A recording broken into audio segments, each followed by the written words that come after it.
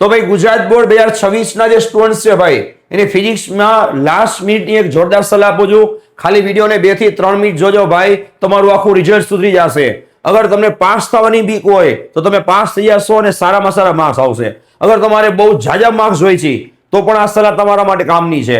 ઠીક છે, છેલ્લી ઘડી આપેલી સલાહ ખરેખર કામ આવશે. હજી 2 દિવસની વાર છે ભાઈ.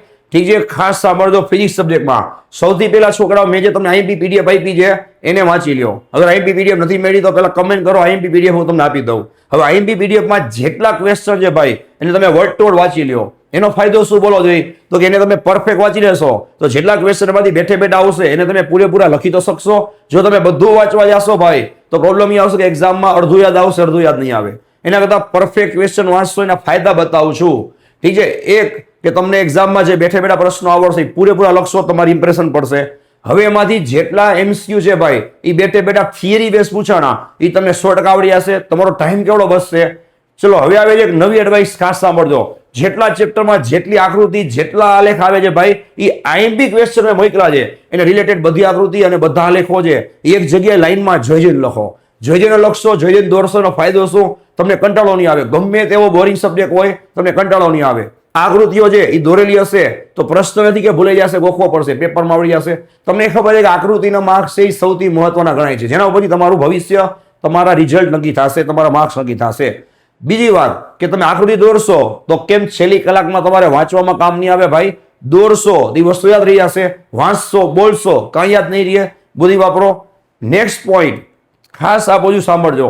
જેટલા પણ ચેપ્ટર છે એમાંથી મેં જે આઈએમપી તમને થિયરી આપી છે એના જેટલા ફોર્મ્યુલા આવે એને લાઈનમાં લિસ્ટ બનાવો. લખીને લિસ્ટ બનાવશો પાકા થઈ જશે.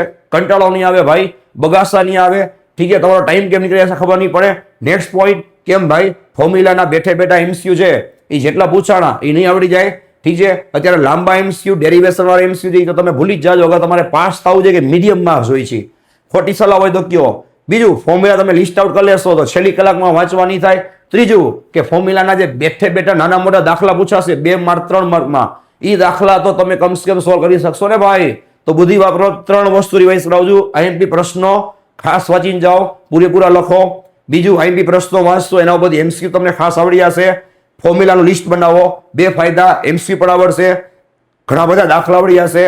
ચોથું કે બધા ડાયાગ્રામ, આલેખો, ગ્રાફ દોરી નાખો, રિવિઝન કરવા થશે. એ તમને દોરશો એટલે એનાથી તમારા માર્ક્સમાં 100% ઇમ્પ્રેશન પડશે.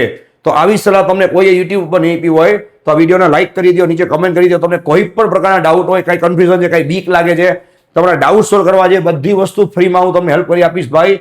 ઠીક છે, જરાય મૂંઝાવા નથી, ડિપ્રેશનમાં આવવાનું નથી.